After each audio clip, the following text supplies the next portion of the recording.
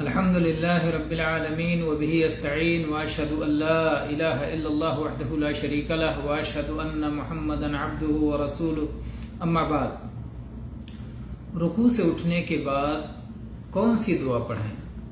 اس کا جواب جاننے کے لیے آئیے یہ حدیث پڑھتے ہیں۔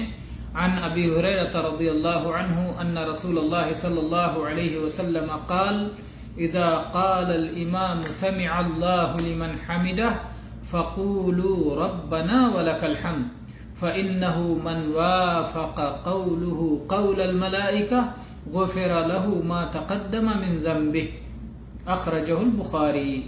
یہ حدیث صحیح بخاری میں 796 نمبر پر ہے۔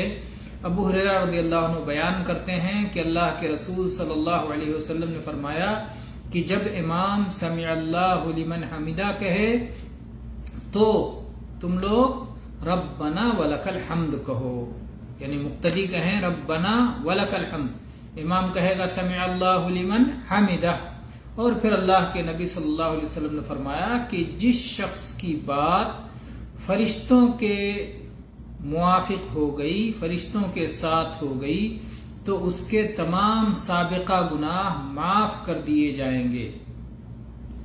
یعنی جس وقت امام کہے، امام کے ساتھ میں امام جب کہہ لے سمع اللہ لمن حمدہ تو مقتدی کہیں ربنا ولک الحمد، اور فرشتے بھی ہمارے ساتھ اللہ کی عبادت کرتے رہتے ہیں، وہ بھی اللہ کی تحمید کرتے رہتے ہیں۔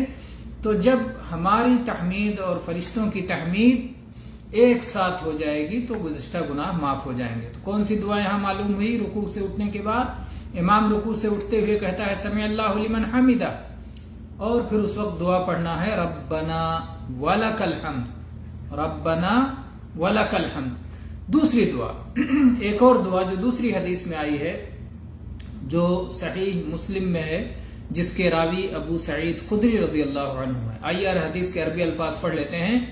عن ابی سعید الخدری رضی اللہ عنہ قال كان رسول الله صلی اللہ علیہ وسلم اذا رفع رأسه من الركوع قال ربنا لك الحمد ملء السماء وملء الارض وملء ما شئت من شيء بعد اهل الثناء والمجد احق ما قال العبد وكلنا لك عبد لا مانع لما اعطيت ولا معطي لما منعت ولا ينفع ذا الجد منك الجد۔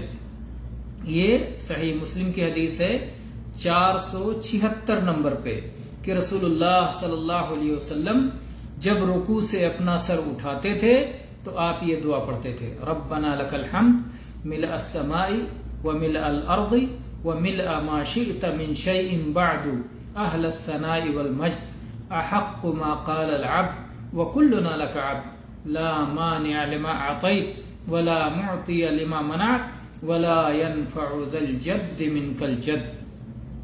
کہ اے ہمارے رب، ہر قسم کی حمد و ثنا، ہر قسم کی تعریفیں، بڑائی، بزرگی تیرے ہی لیے، آسمان کی وسعتوں پر، زمین کی وسعتوں پر، اور اس کے بعد اے اللہ تو جن چیزوں کی وسعتوں بھر چاہے وہ سب بھر کے تیرے لیے حمد ہے۔ اے اللہ تو ہی تو تعریف کا اہل ہے، بزرگی اور بڑائی کا تو ہی مستحق ہے۔ سب سے حق بات جو کسی بندے نے کہی وہ یہی ہو سکتی ہے کہ اللہ کی حمد کرے اور اللہ کی تسبیح بیان کرے، اس کی تعریف اور بزرگی اور بڑائی اور عظمت کو بیان کرے۔ یہ سب سے حق بات جو ہو سکتی ہے کسی بندے کی کہی ہوئی۔ اور اے اللہ ہم سب تیرے بندے ہیں۔ اے اللہ جو تو عطا فرما دے اسے کوئی روکنے والا نہیں ہے، تو دینا چاہے تو کوئی شخص رکاوٹ نہیں کھڑی کر سکتا، اور اے اللہ اگر تو روک دے، نہ دینا چاہے تو کوئی شخص اسے دے نہیں سکتا۔ کوئی فرد، کوئی ہستی ایسی نہیں کہ اللہ دینا چاہے تو وہ روک سکے، اور اللہ نہ دینا چاہے تو کوئی دلا سکے۔ اور کسی